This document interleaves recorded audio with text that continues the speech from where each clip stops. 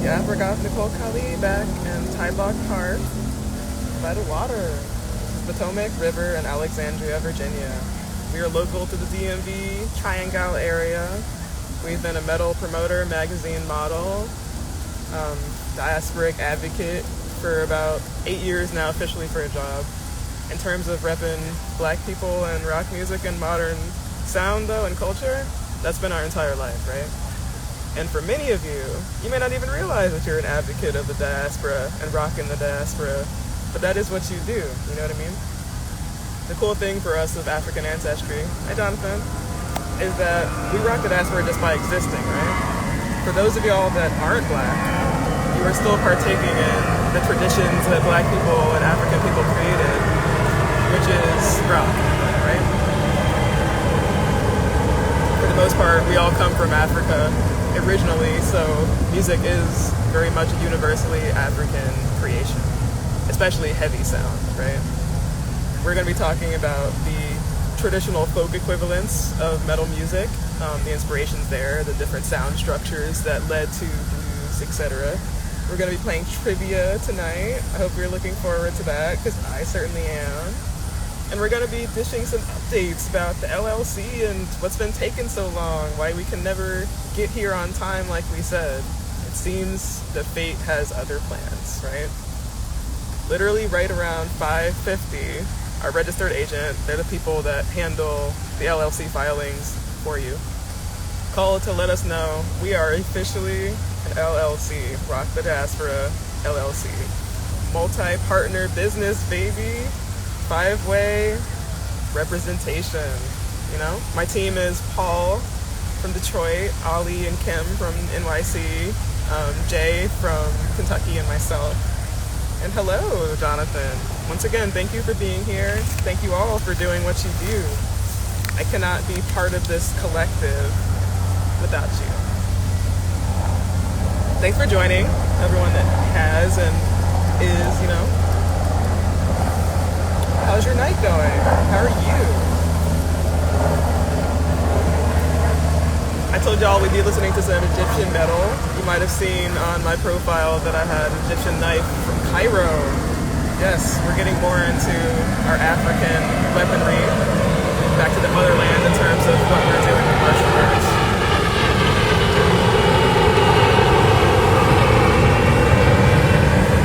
In August, wow, time flies. Black August, the very first day, we had a photo shoot with a takuba. A takuba is an ancient Niger sword from the Tuareg. That's a community in the Sahara. So we've been getting up on our African weaponry, you feel me?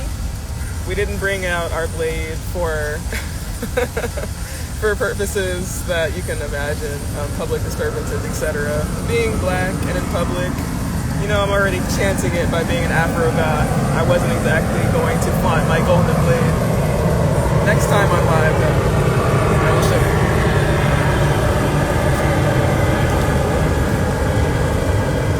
Hope y'all looking forward to some trivia, because I certainly am. We got local shows that we'll be talking about as well. That's always why we're here, right? Hey Scott, I was telling Jonathan and just the crew out there that will be watching, you know, I've been doing metal promotion for a long time now, like a good almost 10 years, right? Before that, I was basically looking at black representation and heavy music and just the local scene and different bands that were rising and falling with success. We all know that success largely depends on how many people support you, right? And people hear about you. Well, I figured, what's the easiest way for people to hear about the bands that I listen to locally, like Jimmy's Chicken Shack, like Novarium, right? Down by the Grave, etc. Metal calendar, right? That's nothing new, mind you. Everyone's been doing things like that, from Underground Web Worlds, where I work now, to Cult XLV, defunct, but Harrison Hedge, you know, was doing his thing for a long time for the East Coast and just in general. For rock, for punk, for metal. There's promoters all over the world that are making sure that venues and artists that are independent, that are not as mainstream and well-known, are getting the due that they deserve. It's not just RTD crew, it's you out there, the artists themselves, and it's the hometown heroes that make sure they have venues to play at. Speaking of venues to play at and things to check out, I hope you're going to stay tuned with us because it is time for some protests and some shows. So, Bahrain. You may or may not know where Bahrain is. It is a country in the Middle East, not too far from Palestine. They have a headquarters for protests. The official organization is called Bahrain Society for Anti-Oppression. Basically, Bahrain Society Against Zionism, right? And they have protests every Wednesday at 8 p.m. I'm very proud of them, and that's a really important initiative, Here at Rock the Diaspora, we talk about not just the African diaspora and the MAFA, the Holocaust that happened to us, but also the scattering of people in other communities, such as Palestine, right? Such as the Jewish population. Jewish also being, something the Palestinian people can be as well. And have been, just so you know. Jam sessions every Wednesday in Marrakech, Morocco, at Cafe Clock, 8 p.m. PJ Harvey, the legend, was here in DC at the Anthem. Pixie, Civilian, Sliders and RDX were at Pie Shop, that's in DC. Open mic night every Wednesday in Astoria, NYC, Queens. That's at the Shillelagh Tavern, Irish pub. Oceana's on tour. They were with To the Grave, Victims, Half Me, and Larcenia Poe. Hangar 1819, Greensboro, North Carolina. Brat, I love them. Beef, Wrath and Typhon, UTI, Skid Row Garage. That is a legendary venue in Pennsylvania, York.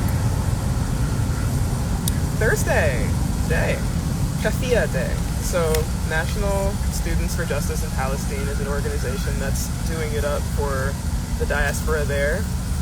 And they suggested, the day of action, we all wear kafiyas. I do not have my own. I need to order one from Hirbawi. Authentic, designs from the country itself. But if you rep Palestine and, you have a kafiya, there's still time in the day to show your solidarity. The Fall of Troy, number 12 Looks Like You, Strawberry Girls and Company were in Orlando, or will be tonight, at the Social.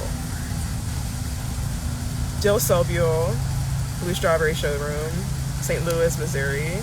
Yeah, we're repping for the Midwest now. That's also another update that we have.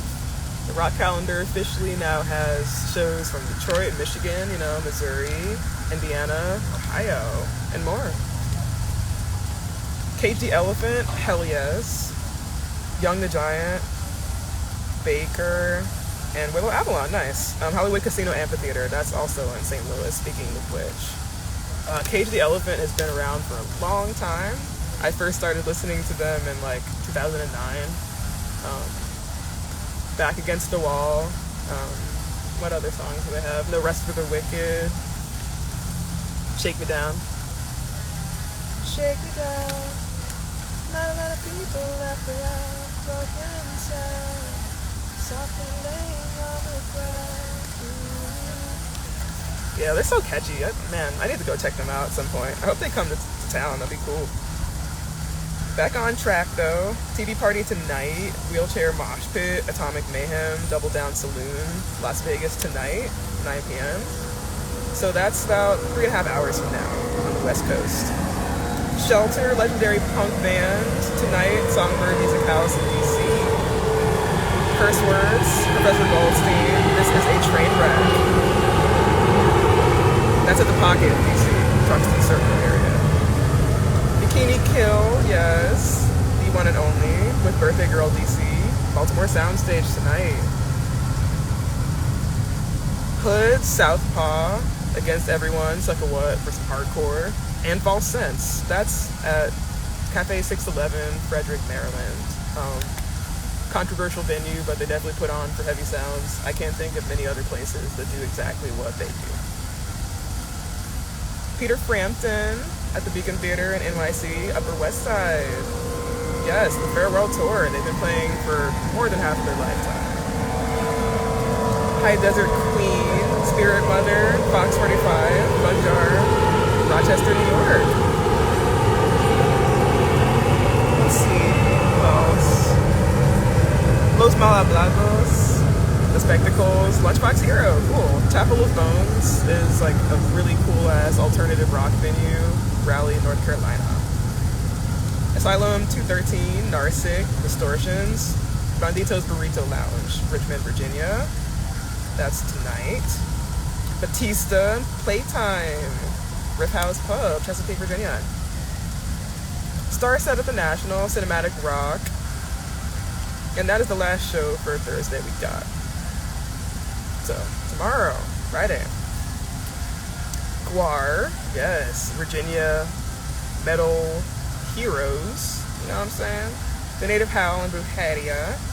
Bogarts, STL, St. Louis.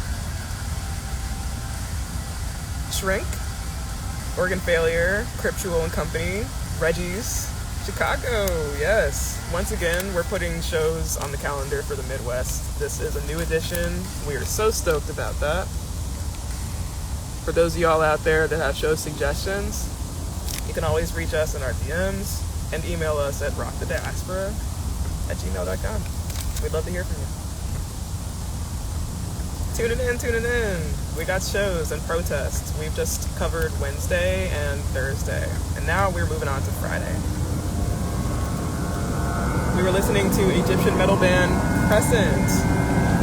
What is the name of this album? The Order of Amenti, right? Amenti was essentially an ancient cult back in those times. And it's a metal interpretation of what it was like to worship the Egyptian gods, all of them who were very gnarly and badass and have different rituals attached to them. Songs are about Osiris, Horus, you know, Motu. We're going to have some trivia related to ancient Egypt if you stick around, but in the meantime, let's get into some music and some shows. Oh, speaking of which, we got Sun Ra. Oh yeah. Sun Ra is Afrofuturist legend. I highly suggest you look them up. They're an artist that defies definition, and I'm just really happy to have discovered them when I did. Friday though, Apes of the State, Sister Wife Sex Strife, Ash Bricky, The Moroccan Lounge, LA, California. Everclear, yes. Marcy Playground, I Smell Sex and Candy. August Hall, San Francisco. Very cool. With Jimmy's Chicken Shack. So local made it, you know, national. Gorefest 18, the Roxy Theater, Denver, Colorado. The Marley Brothers, Ileta Amphitheater, Albuquerque, New Mexico, tomorrow night, 7:30 p.m. St. Vincent and Yves Tumor, the Anthem DC. Asylum 13, let's see. That's Thursday night, so I forgot to mention Dark Dance Beats Party. There is amazing shit going on. And also, there's going to be Friday the 13th at Bar 13 as well. Check that out. Templo de Lucifer Productions with Cult of Leviathan. Shipe, Serpent Shrine, Snare, Acares, Sacrilegia. The company will be at Cafe 611, Frederick. 2 days, so Friday and Saturday. We'll get into the lineup for Saturday the 2nd. Metal Massacre, Tending to the Corpses, Inhumation, Constituents, Cafe Nola, also in Frederick. You go, Constituents. Buckethead, The Wretcher, Towson, Maryland, one of the best guitarists of all time. The Storm and Norman Band, The Electric Echoland and Company, Connolly's Pub and Restaurant. So that's in the Theater District of Manhattan, NYC. Academy Order for the Goths, Grave Girls, and Diva Disaster, 27 Club Asheville, right? Gross for the Punks, Vermin, Lobotomizer, and Bacteria, 222 Ormsby, Pittsburgh, Pennsylvania. Right Live, Novarium, like I said, Eden on Fire, and Lilith Rising, Blue Fox Billiards Bar and Grill. This is Friday the 13th, you know we got a list of Jasons. They're going to be playing Friday with Italian Blood. and Scare Tape. 123 Pleasant Street, Morgantown, West Virginia. Once again, 123 Pleasant Street. Where else is going on for that day? Alright, Saturday. I'm mailing the Sniffers. Playing in Australia and from Australia. The Croxton Band Room in Melbourne. Hail the Sun. A lot like Bird, sorry. Amerta, Mundo, Zeta, Euphonia, Andres, and more. The Rock Box in San Antonio, Texas. Soft Kill, Violent Way, Beton Arme, and Deluxe. They're going to be playing the Bottom Lounge. Pretty sure that's in St. Louis. Awesome. Sisters of Mercy, the Fillmore, in Detroit, Michigan. Descendants and Circle Jerks, Kimberly, Columbus, Ohio. Boa, French rock band. You know, they made the theme for Serial Experiments Lane, Duvet. And Rocket, once again, August Hall, San Francisco, California. Pop punk heroes, Mest, Audio Karate and Company. They're gonna be at where? Backstage Bar and Grill, or Backstage Bar and Billiards.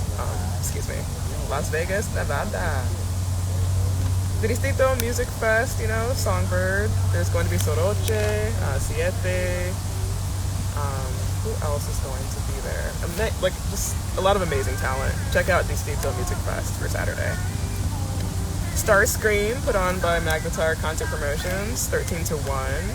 Machines of Penalty, Bar 13, Wilmington, Delaware. Demonic Altar, Athane, Nocturnal Sorcery, Abizuth, second half of Cult of Leviathan, put on by Templo de Lucifer Productions. Idols and English teacher, Rabbit Rabbit, Asheville, sister venue to 27 Club. So if you can't check out shows at 27 Club, there's always Rabbit Rabbit. Belzebub, Legions of Doom, Dogcroft, Leatherlong, Chapel of Bones again, Raleigh. And that's Raleigh Doomsday, which is Day Fest dedicated to the doomy heavy bands of the world, you know. Alstein Door, Hellion Child & Co., Canal Club with the local Richmond Metalheads at 6:30 p.m. on Saturday night. And of course we can't forget about the Go-Go Dancers over at Bar Sinister, along with K-Talk, Lovers Guild, and resident DJs Tommy and JPEG. Sunday, though, we have the Jonas Brothers. Not a throwback for you, right? They'll be at Utilita Arena, Birmingham, England. Ooh, that's exciting. Amigo the Devil, also very exciting. With TK and the Holy Know Nothings at the Beecham in Orlando, Florida. Temple of the Fuzz Witch and Astronaut and Company, Reggie's Music Joint in Chicago, Illinois. Nails, 200, excuse me. Tribal Gaze off Broadway in St. Louis, Missouri. How cool is that? Hey, G. You're just in time for trivia pretty soon. If you stick around, thanks for joining us, and everyone who is going to be tuning in. This is Nicole Kali, repping for Rock the Diaspora, just talking some updates, mainly the fact that we're an LLC now. We have our merch, and we're going to be sending that out depending on who wins and participates in our trivia. It'll be available for the world on September 19th. So, every week, if you like, we have our live streams, and you have a chance to win. I'm about to be there, so hang tight. Gorefest, so that was, Friday, Saturday, and Sunday. Wrapping up at the Roxy Theater in Denver, Colorado on Sunday. Michelle Ngiacello, the Linsick Performing Arts Center in Santa Fe, New Mexico, Sunday night. Nayan and GXB at 8 p.m. at the Pocket in DC. Weezer, The Flaming Lips, Dinosaur Jr., The Anthem, DC. Cedric Burnside, Black Rock Guitarist and Blues Lord, Cat's Cradle in Carborough, North Carolina. And DRI with Retox AD, at King's in Raleigh, North Carolina. Thank you so much for being here, for doing what y'all do. Personally, this is a very surreal benchmark for us. We never thought that we would have over 700 followers in less than half of a year of making this collective and being part of this with you. But here we are. We're rocking the diaspora and we're doing it together. Shukran, as we say in Arabic, right? You've seen that I have a blade from Cairo. Their name is Nisaya. That is a dual meaning. First meaning is Renaissance. The second meaning is women's tales, women's stories. About 100 years ago, in 1924, there was a Cairo publication called Nisaya. And it was ran by a lovely woman named Miss Ahmed. It ran for about a decade, and it was depicting, the different cultural initiatives, skill workshops that were available for young girls at the time, and housing that was available for young women, which wouldn't have otherwise been possible without the state. Hi, Marshall. There you are. We were just talking about Nisaya, actually, the meaning of that word in just Arabic. This might be a good time to talk about how Arabic is one of the languages that is spoken broadly by the diaspora in some shape or form. That's due to colonization, right? That's due to the trans-Saharan slave trade, yes. That's due to the eventual introduction of Islam, because the Middle East is literally a sea away from the African continent. The famous story of Moses in Egypt, right? And him going to Jordan and crossing the Red Sea. The Red Sea separates Egypt from the Middle East, from Palestine, Israel. So there's this confluence, right? Especially in the eastern part of Africa, and then moving across the desert, this confluence of African identity, right? And Arab/Muslim identity. And this kind of contention about which identity is more relevant, and if those two things can exist at once. Well, the answer is clearly, in Africa, it is possible, and it is actually been relevant for about 1,000 years or more to be both African and Muslim in your representation of yourself. In Morocco, right, they speak Darija. What is that? That's a mixture of Amazigh, native Moroccan people. That's a mixture of Arabic, right, from the Muslim conquerors. And it's a mixture of the West African peoples who were brought to Morocco and who were forcibly enslaved by the Sultanate, right? All of Africa and the diaspora is a story of changing identity, right? And acceptance in that. Grappling with a sense of self. That's what the trivia is about, but the trivia is also a fun way to learn and teach on the experiences that are central to the Black, the African,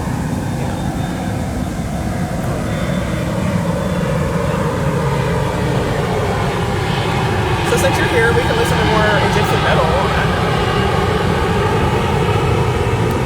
We will be promoting the Egyptian metal band Crescent. We have some friends in that band. They are heavy/death metal band who are basing their music centrally around the Egyptian pantheon and the very gnarly rituals that Egyptian priests and royalty participated in. Sacrifice being a major one. No glorification of sacrifice, mind you, just understanding the historical significance, right, of the Egyptian gods, of Horus, Osiris, etc. No, because that shit really is like Moon Knight by Marvel. That is still a very important conversation, right? Why these gods were relevant, why they were created, the concepts that they're explaining, right? Ammon being the sun god, right? Isis being the goddess of bounty and fertility,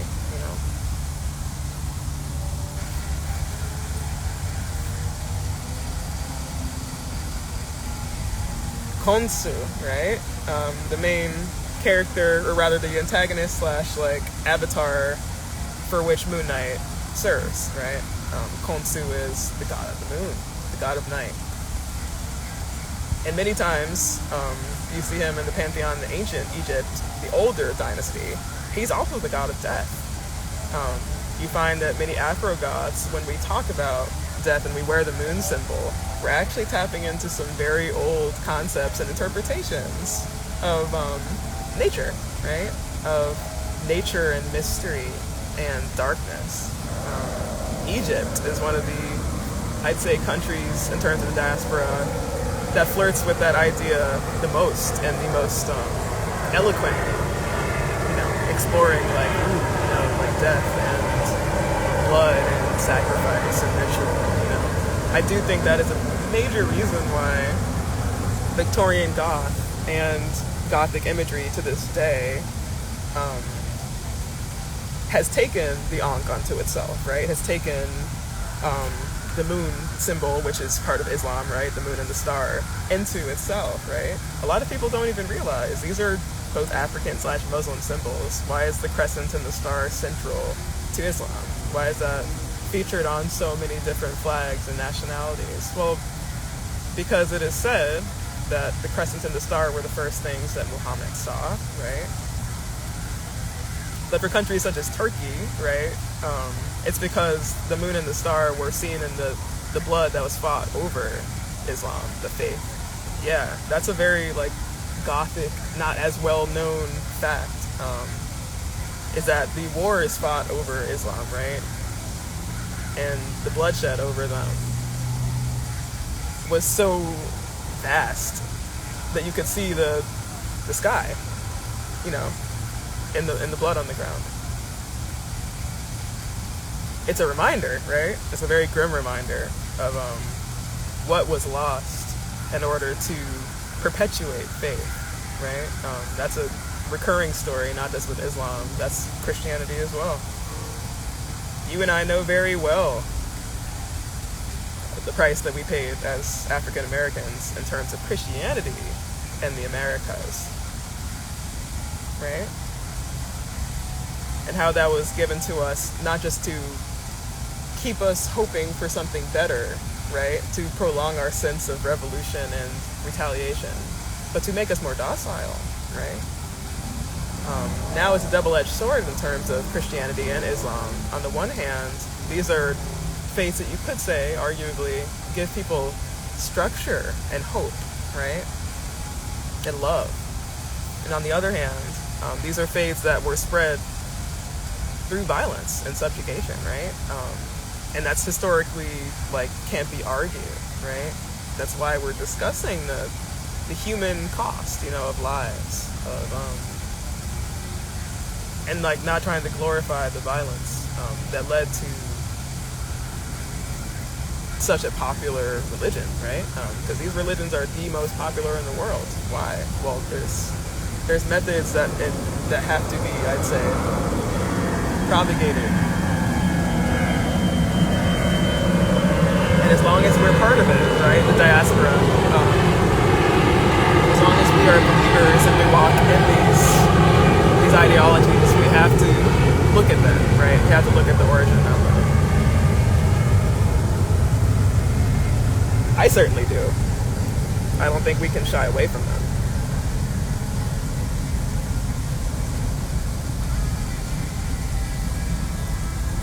And to bring it all back to Crescent, they live in a primarily Muslim country. Egypt is Muslim now.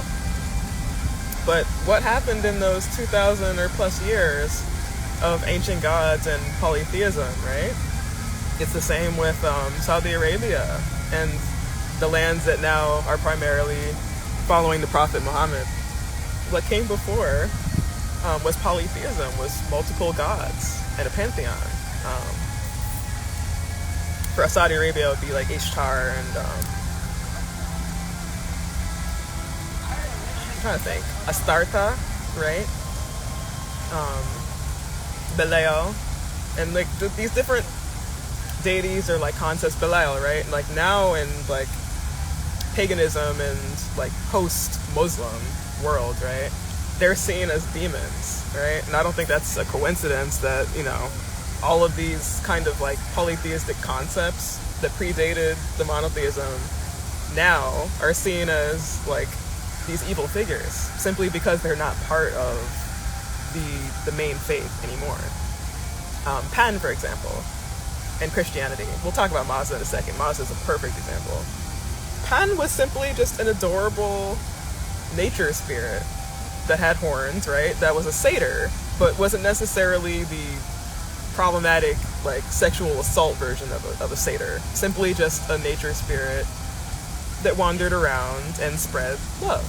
Love in a very pure sense. Love in the sense of, like, I love you because you are a living being. That was Pan.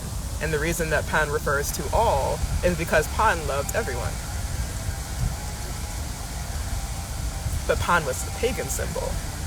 So what they did with Christianity was merge the traits of Pan, the good ones, right, with the figures of Christianity that they revered the most, the saints. And then certain traits they demonized, right, like the horns, like the fact that Pan has an arrow, and generally speaking, when they greet you with a weapon. And then that would become associated with the Cupid, and Cupid shoots you and you fall in love, right? Like, all of that is Pan, right? With Mazda and the ancient Arabian, like, pantheon of gods, Mazda,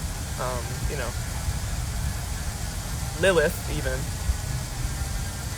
These simply just were gods that could not be compartmentalized to fit a particular view, right? They simply just explain the different primordial concepts of nature, just very basic ideas of, like, existence. For example, like fertility. That's one of the most ancient concepts we have.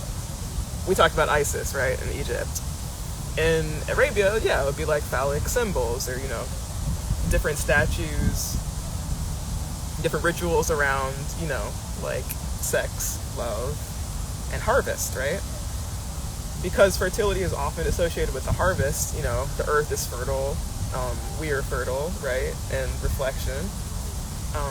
You'll find these different caves, different, like, ancient altars all over the world, Africa's no exception to that. Africa is actually one of the most well-known places for you to find different insignia, different talismans related to fertility, right? Why did it become demonized, though, Marshall and everyone watching? Because the faith did not have a place for it. And this is the issue. When it comes to monotheistic faith, what is not seen as useful for the narrative, right, of the religion is lost, is destroyed. It's very rare that a predominant religion leaves any traces intact of what predated it. So now we're having to go back and decolonize and reclaim these heritages, and tell these stories, like Crescentes, about, Apophis and Montu, and how Egypt was going through, different waves of, like, faith, and incorporating, the different, like, Greek pantheons, because, Egypt was having a very contentious, like, fluid, like, cultural diffusive conversation with Greece at the time. Egypt still is largely, like, kind of Greece-light. There's a reason that Alexandria, it's a Greek name, Greek leader, is a city in Egypt, right? Yes, the Hellenistic influence of the world in the classical period of Europe and Asia is something we're still seeing and living, right? I think these legends and the fusion of African and European ideology is something that was kind of already destined to happening, was happening thousands of years before the Mid-Atlantic voyage, the Mid-Atlantic slave trade, right? The issue is the relationship and the dialogue between Africa and Europe has always been that of inferiority, if we're going to be honest. Is that of conquest, right? It's never been quite that of an equal, of a peer, Africa and Europe. It's been more, how can we benefit you And by we, I mean us. How do we benefit the conqueror? That's been more of the dynamic that's been present when it comes to people like Alexander the Great, right? And Hannibal, and the sultanates that ran northern Africa, right? And we're not just talking about West Africa. Like, the sultanates ran pretty much the entire northern horn across that crescent, ironically enough. Yeah, the crescent even applies to Africa, fam. It's like they're obsessed with that symbol. Yeah. The Sultanate literally conquered a crescent of Africa, right? From the Western Sahara on the northwestern tip, like the very western edge of Africa, all the way to Sudan. Eritrea, even, you know? If you want to go even like further south than that, you could. Speaking of which, one of our favorite Egyptians, favorite African people, period, Tariq Suber. We're talking about your home country, my friend. We're just talking about how Egypt is this blend of Africa and Europe now because of just ancient colonization, you know, by Alexander and the Hellenistic period. That never really went away, you know? It never really went away, and that's a really interesting part of Egypt, is that Egypt has still kind of been grappling with its hybridized identity, right? Some parts still speak some form of Greek, some parts speak Arabic, and then more Nubian, which is its own dialect. In the center of Egypt, you find a society that's always modernizing itself, but it's still ancient, right? And I love that. I love that every time I look at Egypt, I'm seeing this beautiful mix of, like, right next to the ancient world, right? But in the future, like, Moon Knight perfectly captured that. And I think a lot of people really slept on it. It's like Cairo, right? Cairo is, like, literally steps away from pyramids, right? In some places of Cairo, you can see the pyramids of Giza in the back as, like, Balkis is DJing there. Balkis is an amazing DJ, repping for the diaspora. It's like, whoa, like, on the one hand, we are in, like, 2024, but Egypt always looking back, literally, and over its shoulder, you know what I mean? Like, this was our heritage. This is who we are. It's kind of ironic because, like, how many people actually were descended from pharaohs or related to, right, that royalty that is associated with the pyramids? Not many, right? Probably a good time to talk about that too. In the diaspora, we have a tendency to glorify and gravitate towards royalty, right? Towards greatness, towards excellence. All of us, even if that wasn't our heritage. The thing is, a lot of us weren't pharaohs. A lot of us, we're the ones that made the pyramids, okay? We weren't the ones that the pyramids were made for. And that's okay. And I want people to claim that and not be so devastated by the fact that, like, most of us were, like, laborers. We were the ones that propped up empire and dynasty, right? We were the ones on whom the shoulders rested, right? Like, the dynasty rested on our shoulders, right? Or the different Malian empires, or, you know, the caliphates, you know, Sokoto. There's also caliphates in West Africa too, in the desert, y'all. I'm descended from the caliphate, the Hausa. We're a very old community, but we're a caliphate that was essential to the slave trade. The Saharan slave routes would not have happened without the Hausa slavers that knew the desert enough to cross it, right, and to facilitate, you know, trafficking from one part of Africa to the other.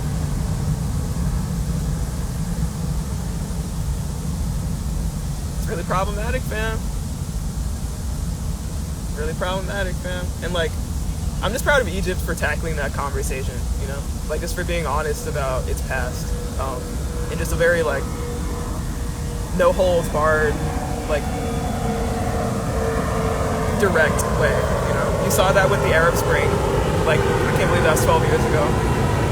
You saw that in the aftermath of the Arab Spring and the uprising against, like, you know, leadership in Mosul, right? Like that entire area of like 12 years ago, 10 years ago was Egypt finally saying like we are taking ourselves into the 21st century, and that was really metal and badass to see. You know what was super popular during that era was metal music. But that's been banned now too. That's been banned to the point where like a lot of the venues in Egypt don't play rock anymore. Speaking of Egypt, we are going to listen to more Crescent.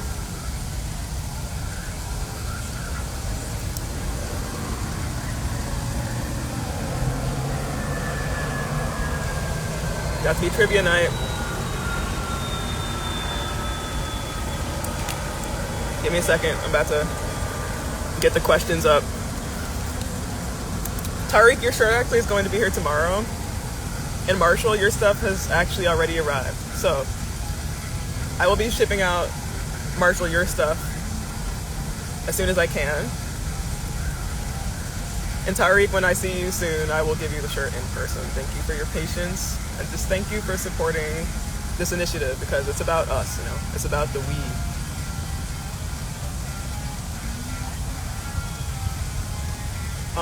I actually do want to show you all the designs that we have, but I wasn't trying to just advertise. We are trying to discuss things and talk about music. And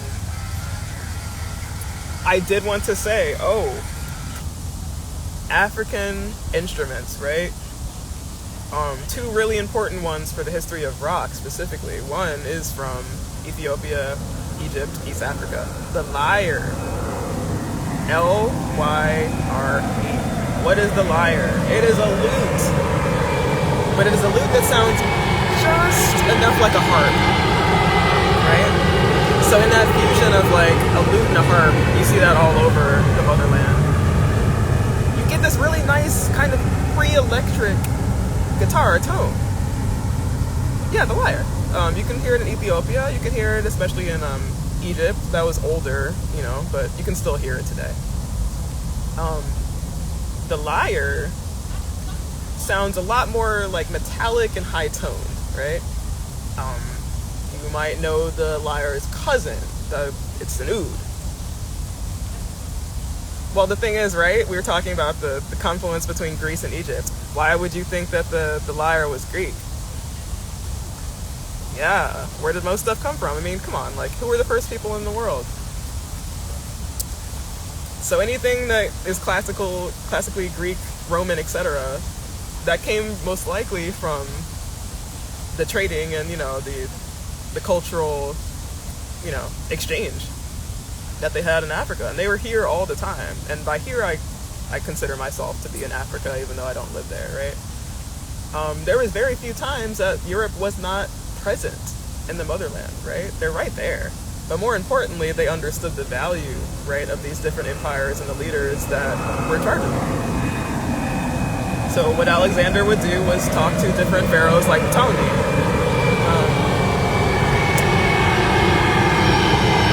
And for Mark Antony, it would be Cleopatra, etc., right? Almost in every era of, like, Egypt and, you know, African leadership in general, there is usually like a major emperor or conqueror that they're discussing or they're talking to at the time, right? For Alexander, it's Ptolemy. For Mark and the Roman Empire, they were facing off against Cleopatra.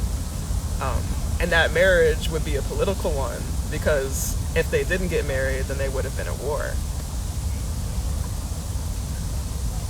Oh, yeah, for sure. Ask me anything.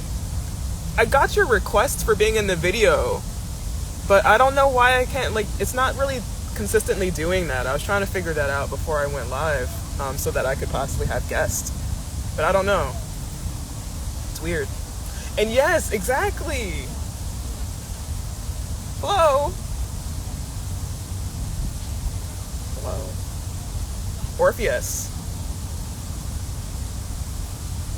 Right? Othello. Right? Orpheus and Othello. These are two characters, two people that a lot of people have a hard time. Well, I hate saying people twice. many folks have a difficult time conceptualizing that Anthony Hopkins, though it was blackface and his depiction of Othello, was actually an African character in a Shakespearean play, right? It's kind of lost on them at the time that there were Afro-Italians and there was many different people of African heritage in Portugal, Spain, Italy, etc. They completely forgot about the black Moorish, black Muslim presence of like Morocco, etc., in the Iberian Peninsula. But still to this day, that is why there's cities called Alhambra in Spain, right? That is why there's so much different architecture that looks like minarets and mosques, right? With Arab doorways and, Moroccan tile designs. Yeah, that is because, like, Moorish influence, African influence was present in Europe all the way up until the Renaissance era, and we were largely responsible for that. And then after we left,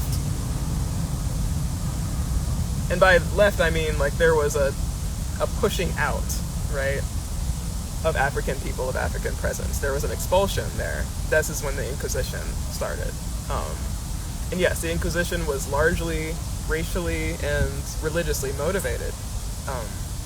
It was to the point where the Crusades was essentially Europeans saying they wanted to have their own nationalist identity, right? Without the influence of Africa, without the influence of Islam. Yeah, like literally. And as above, so below. If you are a conqueror, and the Moorish empires were conquerors, in turn, you face and you open yourself up to the same treatment, right? It's a double-edged sword.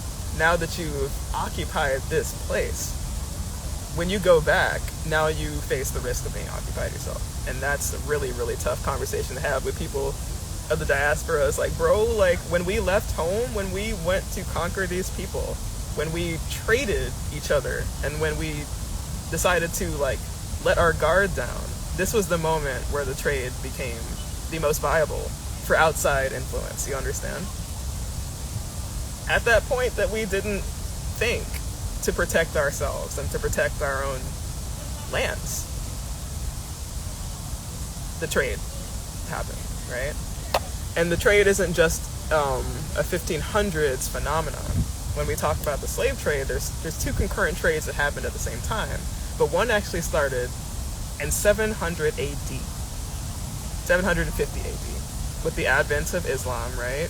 And the different sultanates and traders that would spread from the eastern part of Africa, modern-day Sudan, all the way to the coast, to Ghana and Senegal, right, and to Guinea, where you find the slave fortresses and the former ports for shipping today. Gorée Island, for example, in Senegal, well-known stop for trading. Ghana also, right? And now we are the latest chapter, the ongoing chapter, African Americans, of what happened at the end of this story of slavery, right?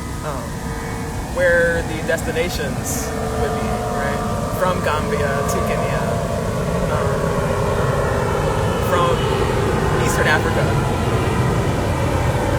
Because many of us, and that's a sad story, many of us can't fathom the distance, like the loss of identity that would happen if you were to be sold from East to West Africa. But there are some records of people being captured from, like, the Dinka tribe, for example, from Nubia and Egypt and Sudan, and being taken from there, to Chad and Central Africa, and then eventually from Chad to the door of no return. We're talking across the entire middle section of Africa. Some of us were unfortunate enough to be traded and sold multiple times, and then finally reach our destination and be shipped away. This is the story of the diaspora. It is a multi-faceted portrait, and it's not all sunshine and roses. It's not just the artistic depiction and the logos and the merch of empowerment. It is also why we feel a need to share empowerment, what we have to be empowered by. It's not just the positive, it's also these very real negative experiences. These too are part of our identity, part of the story of our resolution.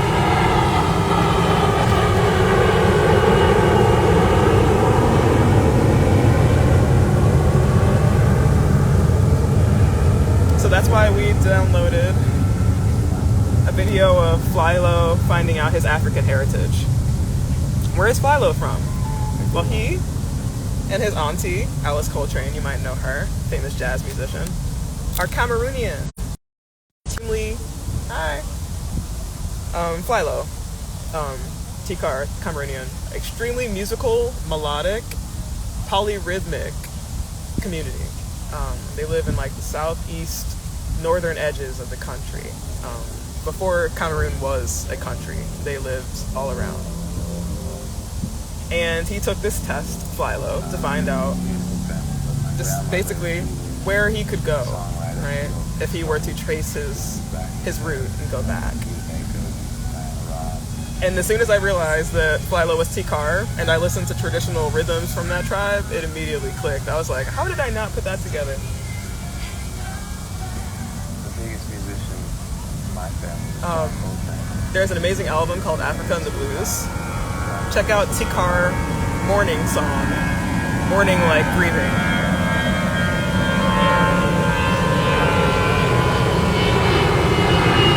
I love Flying Lotus. Over the years, I've managed to just kind of show them how influential they are to me, and that I do understand the sonic legacy that's passed down to him. I managed to share that I linked up, I listened to different Cameroonian songs and then like Flying Lotus, and then I would switch back and forth, kind of oscillate between, his roots and then his new interpretation as an African American, and it was beautiful. That is Afrofuturism. It is to be the past and to be in the now and to also embody the future. For your music and for your mother, it makes total sense that you're Cameroonian as well. Complete sense. Go and check out the different folk songs and rhythms from Cameroon, and then like kind of listen to your music side by side and be like, this checks out. This clicks. As soon as I found out I was Hausa, right, and Nigerian from the desert, I was like, oh, that totally tracks. Like the way that I wrap my sweater around myself like this, the eye makeup, the layered like necklaces and everything. These are all very like descendant attitudes. I feel like we all carry some remnant, right, of our ancestors and like our ideology, our habits, our aesthetic. The homie, now they're cool. And they're from like 15 kingdoms, all like directed by the fawn, which is a chief. I find it they're really like clever, intelligent, and the Tikar are fun. known to be really good at arts, music. So I think that's it's maybe a sign. So Philo is talking to a lovely lady from Cameroon.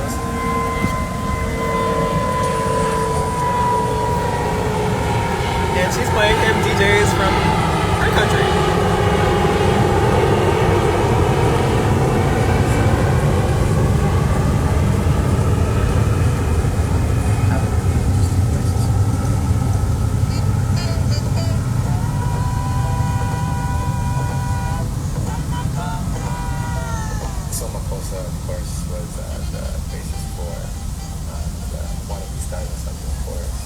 Starting something. Yeah, like the whole Mama Say Mama Say Mama Makasa, that's a Cameroonian song. One of the most simple songs of all time. Michael Jackson was just bringing it right back home to the roots, you know what I'm saying?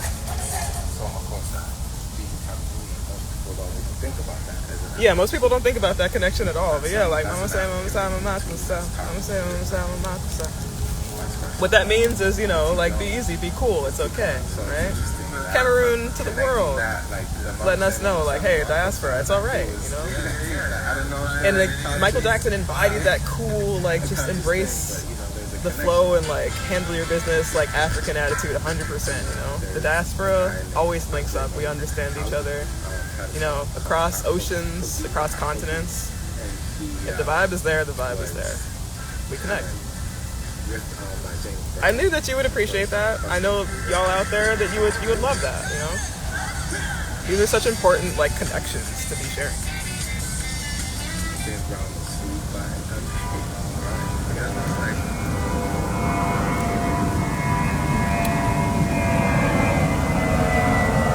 We're going to talk about what Nina Simone thinks freedom is. On that note, now let's bring this back, because we can't have the airplane making noise over Madame Nina.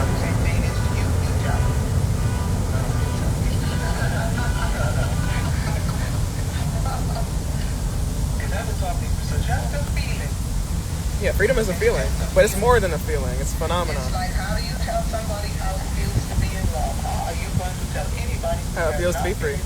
How it feels to be in love? You cannot do it to save your life. You can describe things, but you can't tell them. But you know it when it happens. That's what I mean by free. I've had a couple of times on stage when I really felt free. And that's a little... And that's the dichotomy as an artist, is like when you get off stage or when you're not creating and you have to be grounded in your blackness and realize how dangerous it is, right? It's when you have that lack of freedom and you go back to reality. I think that's so difficult for artists to grapple with.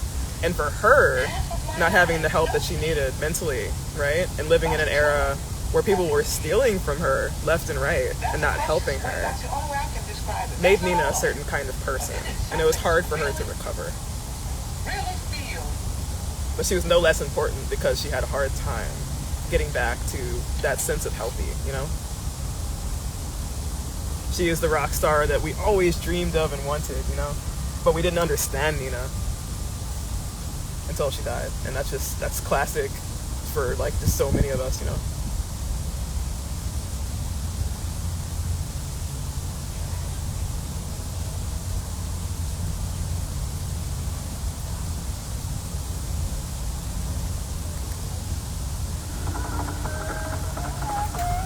This is a video that I made of myself wearing a ballet mask. Also ballet music. Traditional Liberian song. The interesting part, fam, when I hear, like, polyrhythmic, like, drum beats like that, I hear so many artists that I love. I don't just hear Flying Lotus, you know what I mean? I hear, like, Beyonce, and I do love myself some Beyonce, I'm not gonna front. I hear Nadas, I hear Marshall, and, like, really heavy drum, like, rhythmic stuff like that. I hear Martin Kanja, Lord Spikeheart, I hear so many, like, of the diaspora and these traditional rhythms. Exactly, and I'm sure, exactly. So, like, myself being bipolar, you know how difficult it is to, like, regulate my attitude when I'm always being re-traumatized. I'm telling people that until the end of time. I get that there's a need for me to, like, recalibrate myself and to be here, right? To be okay. The issue with being okay and, like, the conditions of being okay is shit actually has to be okay. You can't just make it entirely until you make it. Like, what the hell do you mean?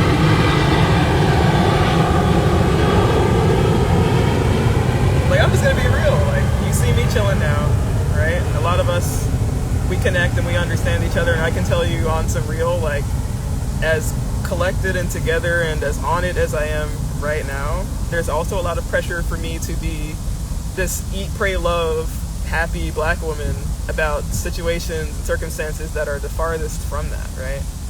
I'm actively dealing with the aftermath of being assaulted, right? Trigger warning. Mentally, physically, sexually, right?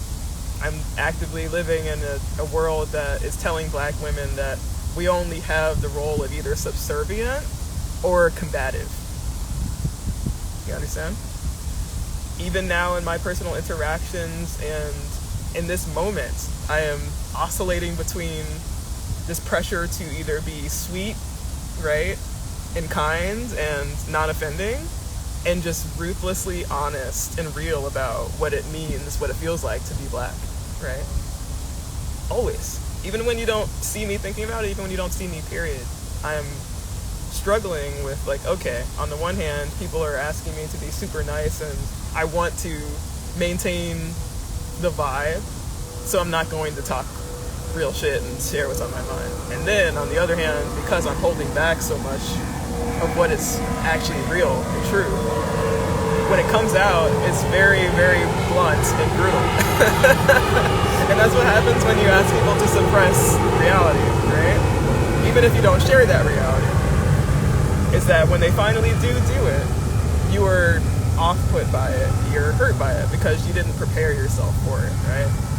Classic experience of being African American too, right?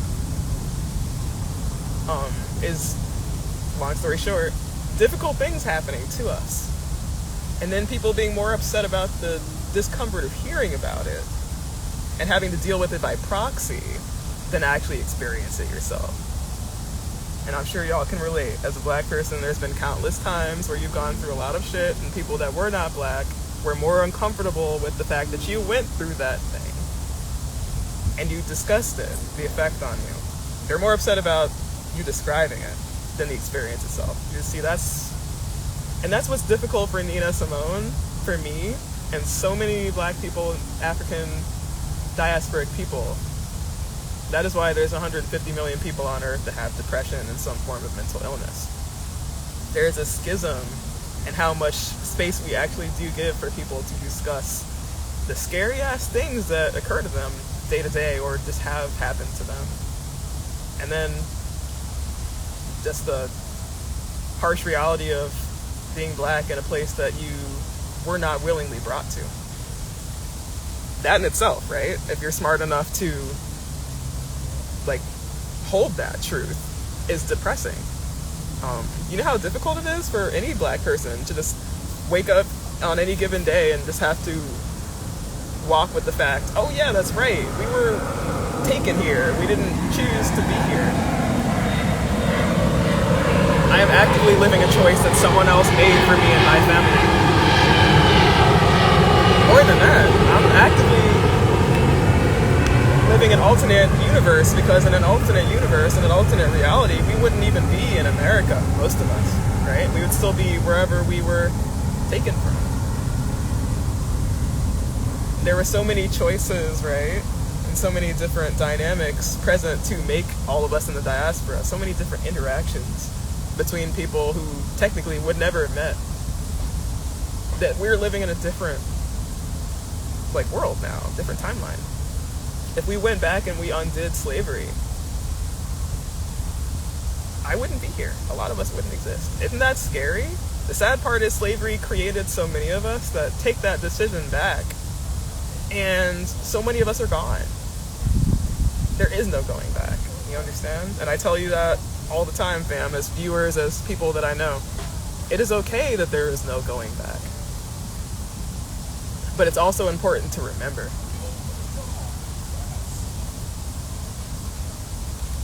So speaking of which, that's why we have different songs and different art that depicts these themes and just really brings it home, right? I'm an Afrogoth, I'm a nerd. A lot of nerds are into Lord of the Rings, Tolkien. There's at least 10 different metal bands that take inspiration, their names directly from lore, right? Lord of the Rings is actually one of the best depictions of a diaspora in like high fantasy fiction of all time. Just because Tolkien had his own like, you know, like European like superiority like complex and was like standing hard for European languages and like old Gothic, you know, English culture, you know. The white emphasis aside, Tolkien really understood, and you can see it in especially his evolution of like Elvish mythos, right? And like their story. You can really see he understands, oh, diaspora is a difficult experience, you know? And it lasts generations, you know? Like this effect of leaving a homeland and finding a homeland is something that leaves profound scars on the human beings, the living beings that go through it. What happens with the elves in Lord of the Rings? Speaking of diaspora, right? Because we're always talking about, okay, how is this experience shown in the fictional world? How do we live it in the real world? The elves are the biggest diaspora in Lord of the Rings, right? They woke up in Middle-earth. That is their original home. They were supposed to go to the Blessed Realm and hang out with the cool, magical higher beings that brought them there. So they're stuck between places now. They have double consciousness, elves in Lord of the Rings, the same way African American people do. On the one hand, they're like, oh, we woke up in Middle-earth. That's actually our original home, right? But they were brought to an entirely different place. And now the place that they came from, and they call it Homeland of the Elves in Lord of the Rings, like that place no longer exists, right? The history of the world and their origin has changed. So most of their music in Lord of the Rings is about memory, preserving memory.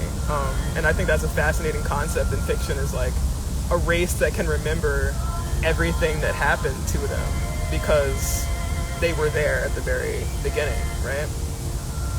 So as an Afrogoth, as an African diasporic person, when I like fan about Lord of the Rings, when I'm like thinking about it, I'm like, what would our music, what would our lore be like if we lived as long as elves? Like African people. Like what stories would we be telling, you know? What themes, I guess, would we still be preserving? For them, they're still preserving the memories of when the world was first made. When it was just stars. Right? When there was no moon, when there was no sun. I imagine our first songs and the ones that we would resonate most with is the beginning of language, right? When we first created sounds and when we first created ways to communicate with each other.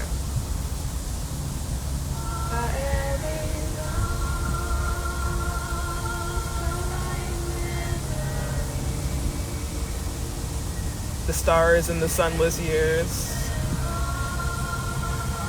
with the shining hand by thee were sung.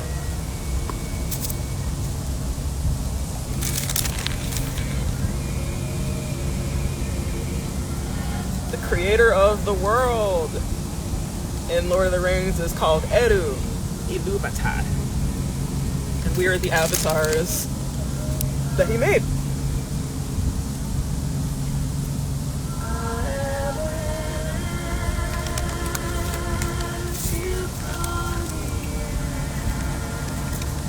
Elbereth is the one that created the stars, right? For the elves, so that they could see. We still remember, they say. In this land beneath the trees, where she left us. God, I love that line.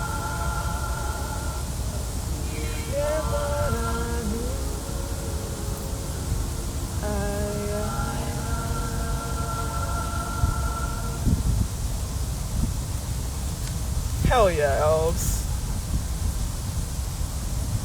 And that's how they deal with the diaspora. That's how they deal with the journey and the mourning of who they were and now who they became.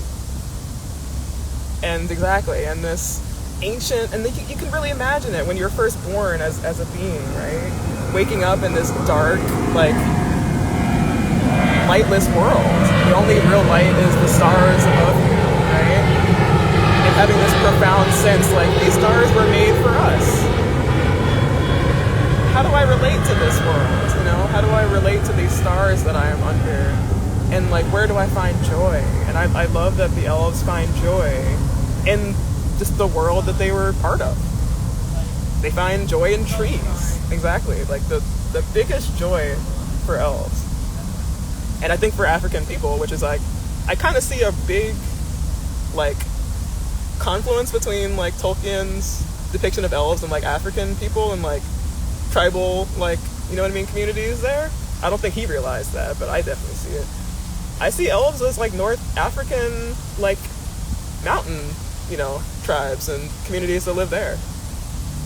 I see elves as the different like rainforest communities that live in the Congo. Like, I see elves as the different like Maasai that live in Kenya and the plains. Like, so many of these different attitudes of like nature and just being one with the world that you were born into, right? But yeah, like that song always gets to me, because when you see Lord of the Rings in the extended version, the first movie, the elves are already on their way out. You don't really get that sense fully in the first movie until you see that scene of Frodo and Sam when they're leaving the Shire, and you see the elves heading the opposite way, towards the sea, right? Frodo's like, they're leaving Middle-earth, they're leaving Arda. Like, they're leaving the place that they were born, you know? To go back to a place where they considered home, but it's not really their home, right? Because there's nowhere else to go. And Frodo basically says to Sam, like, they're never coming back. And Sam's like, I don't know why. I can't put a voice to it, because he doesn't understand the language, but it makes me sad. And like, that line really stuck with me. Like, as an African diasporic person, I'm like, what would it be like to experience us on a mass exodus, you know what I mean? If we were to leave this place, leave this planet, or to leave the Americas, right? Would there be a sense of like this sadness of like, I can't explain why, but I feel lost? And I think so. I think our presence as the African diaspora, to remove it, even by proxy, you know, other people that are non-black would be like, damn, like something is missing from the world, you know, like there's not as much there anymore, you know? And like, I really like that Tolkien captured that in terms of like these different like worlds or like traditions that are kind of fading, right? This magic that's not being appreciated in the world. I see us as that magic, frankly. I see black people as the magic that needs to be preserved and understood, or else it's forgotten.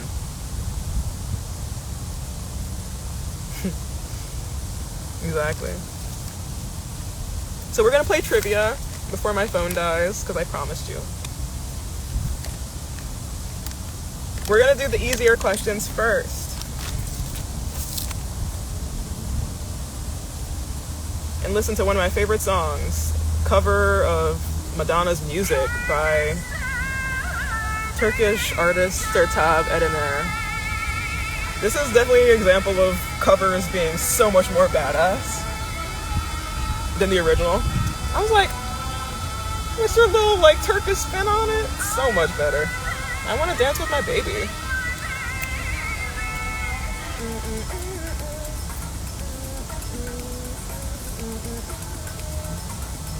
This is on the soundtrack Crossing the Bridge, The Sound of Istanbul. Istanbul being Turkey. That was one of my first introductions to ethnomusicology and the music in Asia and like the Middle East.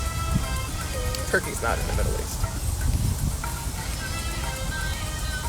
You get it, girl.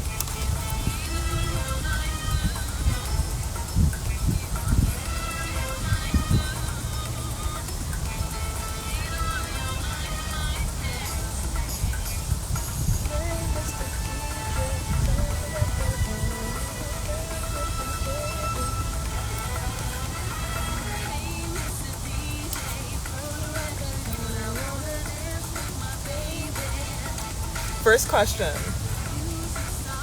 Which artist made the famous song Purple Haze?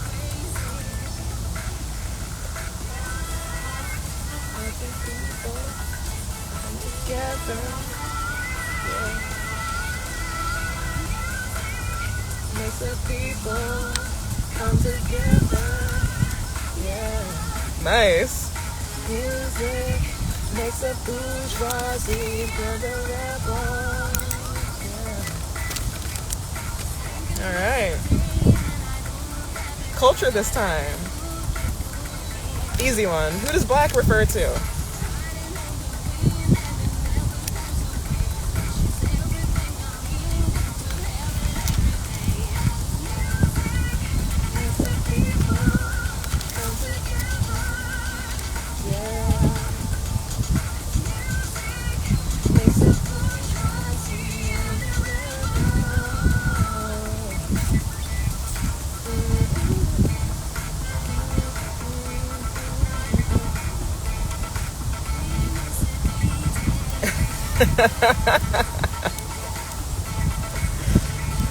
Oh, I'll give it to you because, like, black refers to, like, anyone that left Africa, right? And that's something that is cool about this trivia. We can talk about the different interpretations of black and, like, the answers to these questions.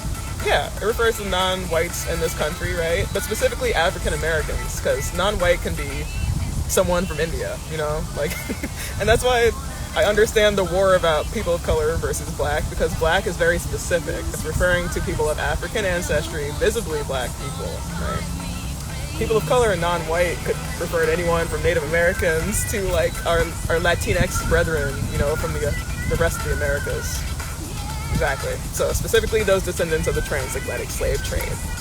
And the more visibly black, you know, the more applicable, I would say. It doesn't make you any less black if you're not visibly black, but your treatment generally depends on whether you're seen as that, right? And not just identified as that. Nuance. Afrobeat is a worldwide phenomenon. Which artist popularized it outside of Africa? Which artist, generally speaking, is agreed to have taken Afrobeat global?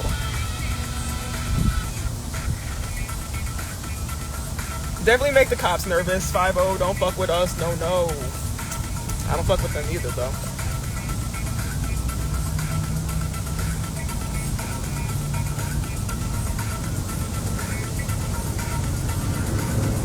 So, while we're doing trivia, I can show you some of the merch.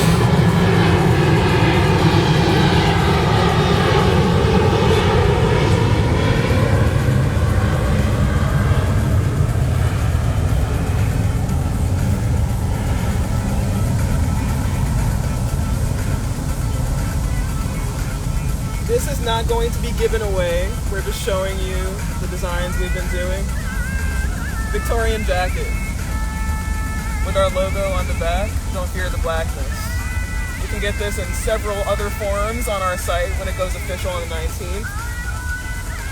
We'll also be able to give you some designs that you can print out and put on your own stuff, right? Yeah, very soon on our official website. You're not just going to have shirts and stuff that, you know, we print out and send to you. We're going to have designs that you can do your own thing with. Very reasonably priced. Nothing's going to hurt the bank too much. We all want to rock the diaspora in our own special, accessible way, right? But we're major into streetwear. We always have been, even before we lived in New York City, right? NYC is major into streetwear, so we got ourselves some nice medieval pants, but you might notice these medieval pants are looking a little bit goth, right? It's kind of like a medieval Victorian goth. Here we got our Vampira Rock the Diaspora design on the side. And on the front we have We Promise Not to Bite. That is another Vampira design we have. Those are two separate logos, but we combined them just recently, so you can wear We Promise Not to Bite and Rock the Diaspora at the same time. African vampires all day. We're going to talk about that too for trivia. So Fela Kuti, Wata Noga Enemy, is considered to be the father, the global propagator of Afrobeat, right?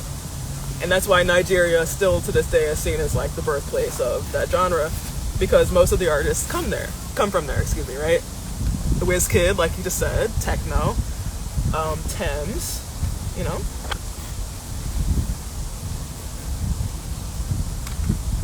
Exactly. And then last but not least, we made reflective designs. The colors are a little dulled, right? But they shine most in direct light. So when we get a better sense of how to do the reflective designs, you can wear stuff like our liminal Congo portal at night and do some cool ass swagging out here, you know what I'm saying? We actually just made this today. if you can believe it. Yeah, welcome to RTD, fam. This is called DiasporApparel. And yeah, like, why be racist, sexist, homophobic, or transphobic when you could just be quiet, right? That's the front of the shirt. But like, honestly though, if you had the option, if you could just not be problematic, say nothing. That is why people like myself don't really say much unless it's absolutely necessary, because we know we could say something wrong, and more importantly, the wise listen, the fool speaks. Oh yeah, like I already did the camera flash before, but thank you. Appreciate the suggestion. Neptune's iconic label by NERD Nerd and Pharrell Williams. Give us the area code or a state associated with Neptune sound, clips grinding, all of that. Know what I'm saying? Grinding. You know what I keep in a... Oh! I love that you know 757. Yes, VA, baby. Something in the water down here. Thanks for sticking around. Appreciate you. Yeah, Neptune's is a shit. You already got it though. Also, I'm about to have to like go very, very soon because the phone's about to die. But I love that we're here together.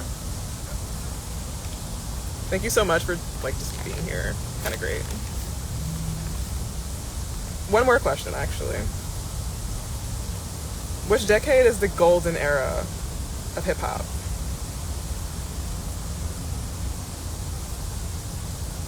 We do have to listen to Nerd together. But yeah, golden era of hip hop. Peace. Ah, you got it, yes. The 80s, exactly. The motherfucking 80s, the golden era of hip hop. So good. And then one more extra. If you can tell me the Egyptian deity that is the guardian over the dead.